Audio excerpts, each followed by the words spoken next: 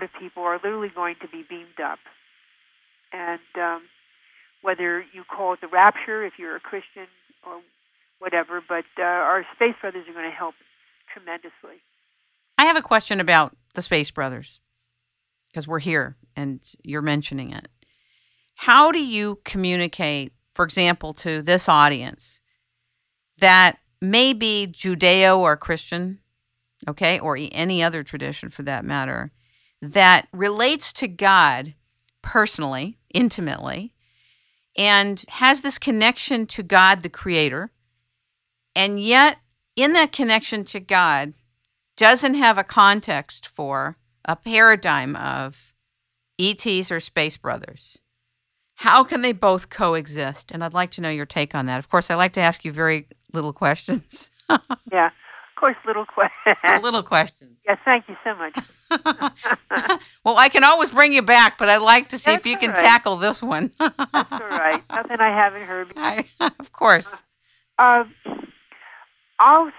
going to switch that question around. That's a very Jewish thing to do. Of course. Of course. I'm going to switch that around and still answer the question. Lovely. Because I don't want anyone to go to sleep out there. Exactly. If you're asleep, wake up. All right. If you do not believe, for example, in reincarnation and karma, you believe in the doctrine of mono-life everywhere. And so if there is life on other planets, then they only have one life to live too. So you have to believe that you only have one life to get it right, that's it, and to become perfect. That's it, one time. Take it or leave it. Of course, that's not true. And so we have wonderful brother and sisters upstairs who are called our space brethren, who are much more evolved than we are. They were like a chunk of coal that stuck to its job and became a diamond. And they are here to help us as elder sisters and brothers. And we are part of that. A lot of us have reincarnated here on Earth in order to help groping humanity and their divine ascent forward and upward. Now, if we look out over the universe, we were told even by our astronomers today that there are hundreds of thousands, even billions of universes out there. And of course, the age-old question is, and this is the only planet that God could figure up, and the only group of people that we could have are here on Earth. Surely God can do better than that. And certainly God did.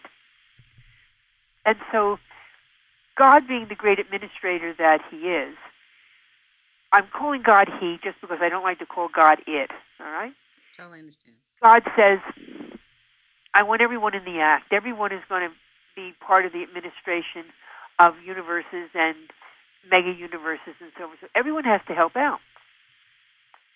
And so the space brethren from other planets, other dimensions, are helping us out here. We are not seeing them in the sky, but they're up there. There's thousands up there. We don't see them because they're in another dimension, and also they're cloaked. But when the time comes, there's going to be a beam up, like beam me up, Scotty. I don't know what else to say. And you're going to be fine. You're going to miss all the rocking and rolling down here.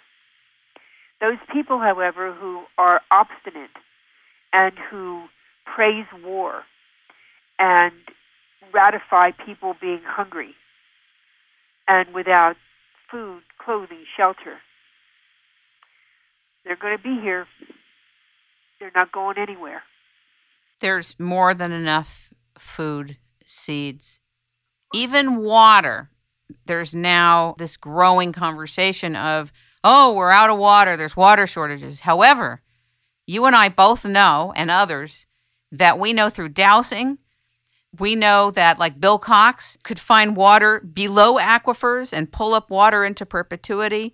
We know through other ways of accessing water that if we're open to the methods by which we access water, it's all there. But that's not the bulk of how industries are structured, and there's this interest to control water, to control food, to file patents on the molecular structure of seeds, and to take over all basic forms of life and deny large populations the ability to their own basic needs. And that's what you're talking about, correct? Yeah, and those people are going to have a huge amount of karma coming down the pike. It's just the way it is. God's word and God's laws are not going to be mocked. They're just not.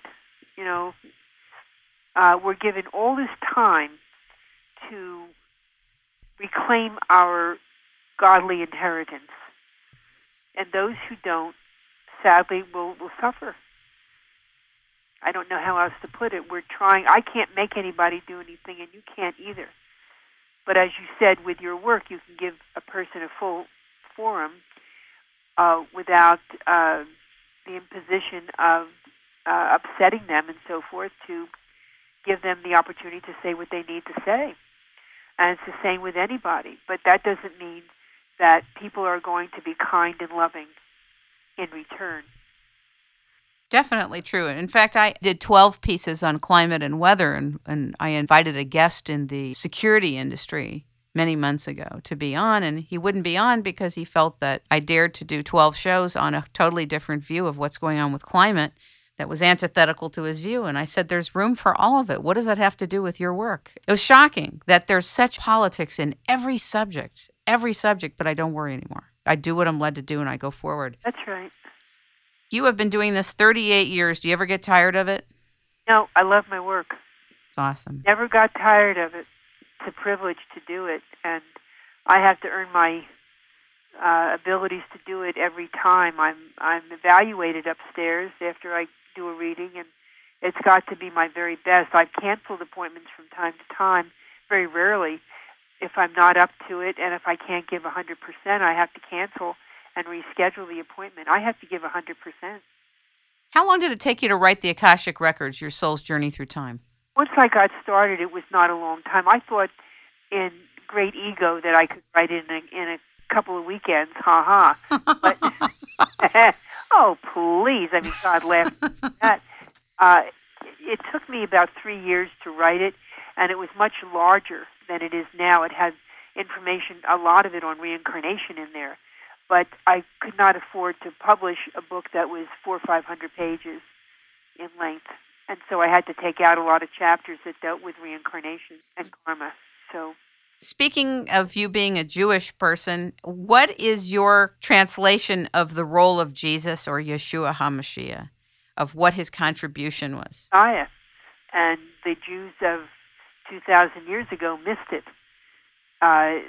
There are prophecies in several of the Old Testament books, especially Malachi, where everything about Jesus is indicated there. And if the Sadducees and the Pharisees only had really known their books that they had studied, or they said they studied, they would have seen everything in Jesus. Of course, Jesus was not his real name. His name was Yeshua, or right. Joshua. Yeshua HaMashiach. Yeah. No. Yeshua. Ben Yosef. That was his name. Say it again. Yeshua, which is Joshua. That was his real name. Ben, which is son of. Yosef, which is Joseph. Yeshua ben Yosef. The name Jesus is a Greek name. Right. Not a Jewish name at all. And the Greeks named him Jesus, and it stuck. But his real name was Yeshua. Joshua. I became a believer some years ago, many years ago, because in studying the Bible, there's no doubt in my mind that was who the Jews were waiting for. And I realized that everything, as you just said, is political, that they didn't want to make him their Messiah, even though he had every credential, because they wanted a physical king of the Jews. They wanted him to literally sit on the throne of David, which he had all the credentials to do because he was from the line of David. But he said, no, that's not what my mission is. I have a different kingdom. Well, they didn't want to hear that, and so if Jesus wouldn't play ball, and they weren't going to play ball with him. The only way that they could do anything is to cooperate with the Romans and have him put to death. It was a terrible thing.